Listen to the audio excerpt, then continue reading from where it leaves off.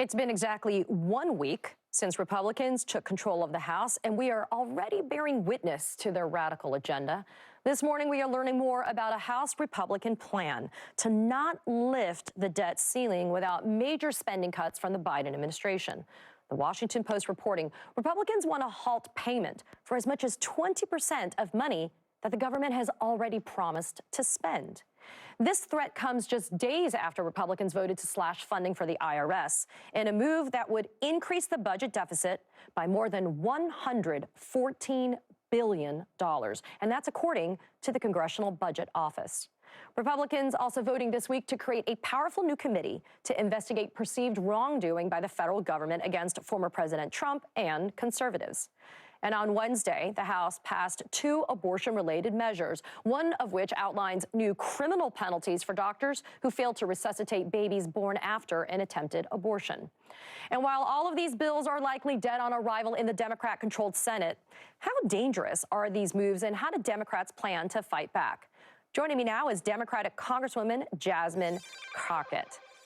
Congresswoman, congratulations, first and foremost, on being sworn into office. We have always been honored when you've joined our program. This morning, it's the same, but I wanted to ask you straight out of the gate, you know, Republicans, they love to claim the mantle of fiscal responsibility, and yet here they are, holding America hostage because they're preparing to let the U.S. default on its debt if they don't get their way.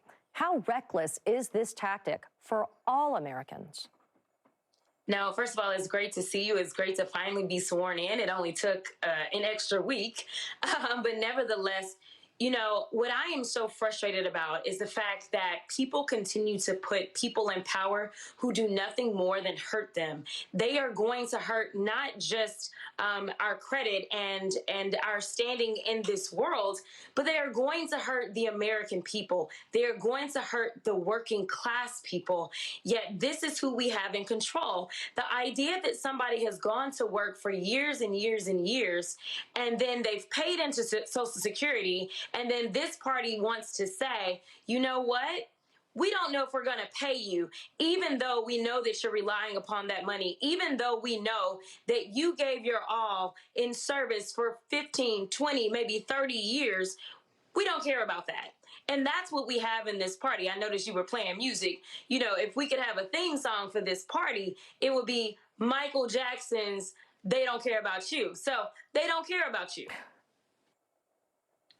So, Congresswoman, look, House Republicans, they also are, I think, wasting time approving a new subcommittee to probe the alleged weaponization of the federal government against conservatives, as Speaker McCarthy said he would.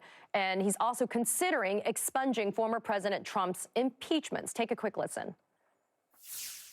There's been some interest among some of your rank-and-file Republicans to possibly introduce a resolution to expunge one of former President Trump's impeachments or possibly vote. What do you think of that? Is that something that you would be supportive of? I understand why individuals want to do it, and we'd look at it. I mean, Congresswoman, you know, it's performative politics what's happening right now in the House with that GOP majority. Is this what the American people need Congress to be focusing on? Absolutely not. But listen, you saw how difficult it was for Kevin McCarthy to get that gavel. And so we don't know all the deals that were made. But considering the fact that he has been screaming the praises of the former president, I have no qualms about saying that he most likely made a deal with the president to pull in some of the support from some of those people that were against him.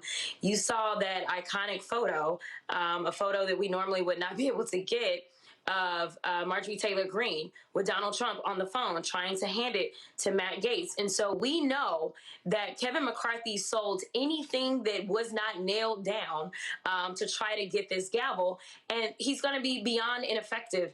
Not to mention, one thing that the American people are constantly talking about is bipartisanship.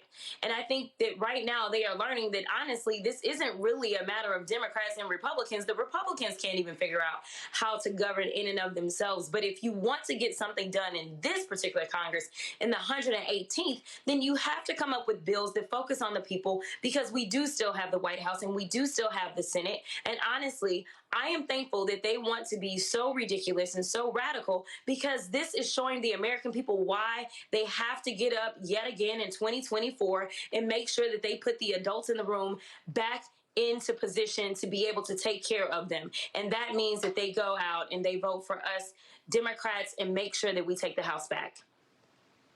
I got less than a minute left, though. I wanted to ask you, what's your game plan? You hail from the great state of Texas, but that's where you had to fight a big battle against some pretty absurd Republicans there. Kind of have the same kind of battleground you're looking at right now with that House GOP majority in the House. So what's your strategy? No, so for me, I'm actually going to go in and I'm going to fight for the things that matter to Texans. We know that when I was elected on May 24th, or when I won my primary runoff, that was the same day as Uvalde. So I've got to make sure that I am filing common sense gun legislation. Obviously, senior members that are ahead of me are filing the big bills, bans on assault weapons and things like that. But I want to see if we can expand exactly what Homeland Security does and see if there's an opportunity, because a lot of these folks are jumping online. They're making these threats online. We know that the Uvalde shooter was called a school shooter because of the things that he said online. And so what I want to look into is what jurisdiction, if any, we can grant to Homeland Security to make sure that we are protecting those that are so brazen to go online and make these threats about doing these large shootings, these mass shootings, as well as so many other things. Obviously, reproductive rights, obviously voting rights, the things that initiated right in the state of Texas. But listen, Katie, it was so fantastic to see you. I'm happy that I'm finally sworn in, and I wish you well this weekend. And we're looking forward to seeing what you're going to accomplish on behalf of not only the Texans, but the rest of America. Congresswoman Jasmine Crockett, thanks again for being here. I appreciate you. Thank you.